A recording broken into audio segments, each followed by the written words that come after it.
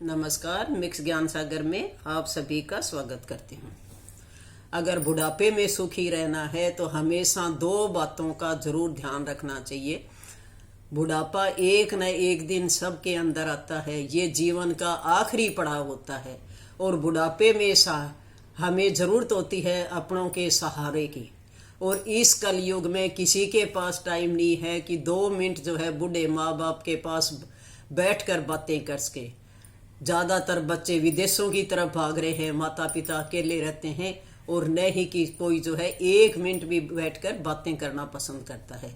बुढ़ापा एक न एक दिन सबके अंदर आता है, इसलिए आज की जो कहानी है बच्चे से लेकर बुजुर्ग तक सभी के लिए महत्वपूर्ण है। ये कहानी सभी को ही सुननी चाहिए।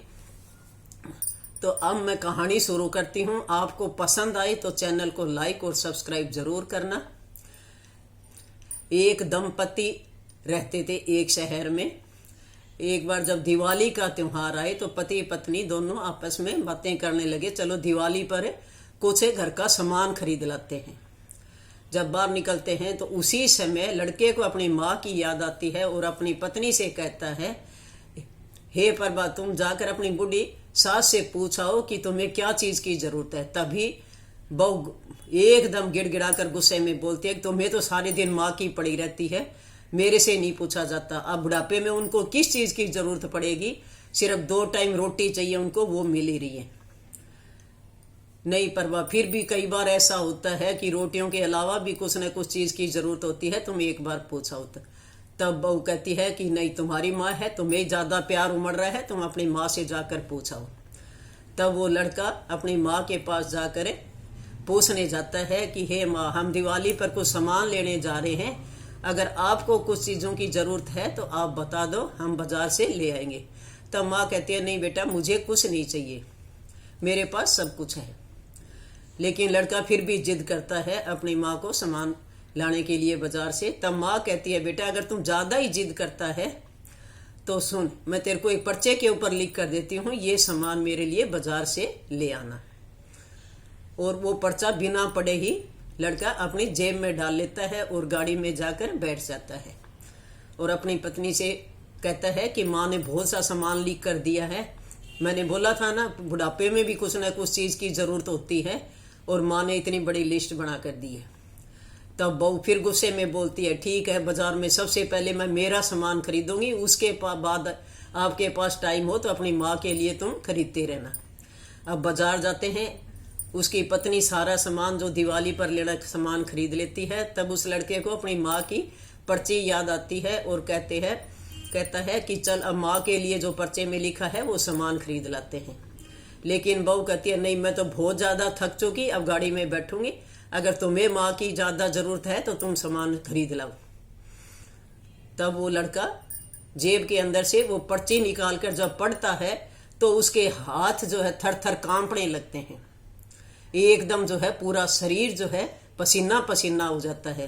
तब उसकी पत्नी सोचती है कि पता नहीं माँ ने क्या क्या सामान लिख दिया होगा, हो सकता है गांव में जो बेटा बहू रहते हैं उनके लिए भी लिख दिया होगा सामान। तभी जो है इनके हाथों में एकदम कंपन आ गया है और एकदम घबरा गए कि माँ ने इतना सामान लिख दिया। तब बहू पूछती है कि क्या सामान लिखा है ऐसा माँ ने जो आप इतना घबरा रहे हो। तब वो लड़का अपनी पत्नी को देता है वो पर्चा और कहता है कि ये लो, तुम खुद पढ़कर देख लो कि माँ ने क्या क्या सामान लिखा है।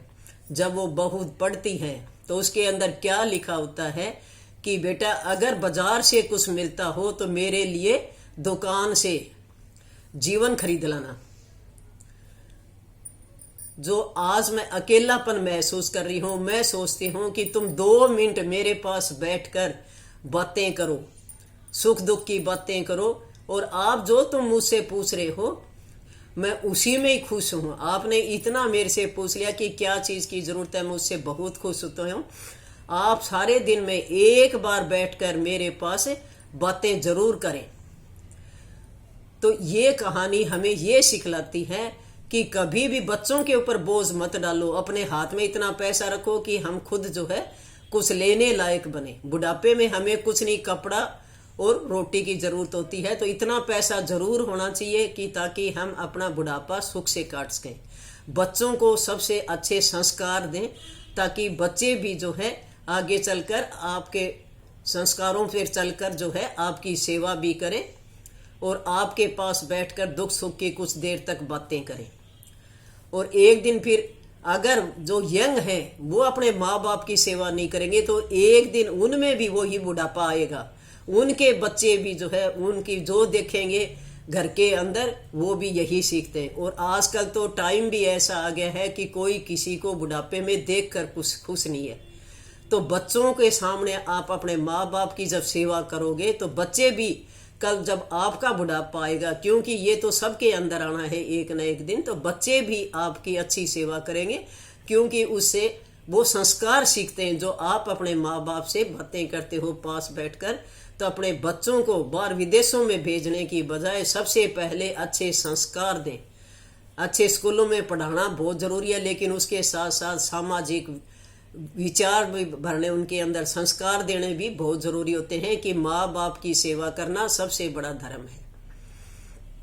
इसलिए जो है इन चीज़ों का हमेशा ध्यान रखें कि अच्छे संस्कार दें और बच्चों के सामने अपने माँ बाप की सेवा करें ताकि बच्चे भी आगे चलकर हमारी सेवा करें। नहीं तो एक दिन ऐसा आएगा कि बच्चे आपको पूछेंगे भी नहीं। इसलिए जो है जब बच्चे यंग हो जाते हैं उनको प्यार से समझाएं। अगर वो पूछें भी किस चीज़ की ज़रूरत है तो हमेशा यही कहें कि हमें कुछ नहीं चाहिए, सिर्फ यही है कि प्यार से बैठकर हमें 2 मिनट हमारे पास बातें कर लें, ये हमारे लिए सब कुछ मिल जाता है। तो हमेशा बुढ़ापे में इन चीज़ों का ध्यान रखें कि अगर आप अच्छे हो तो आगे आपके बच्चे भी अच्छे होंगे।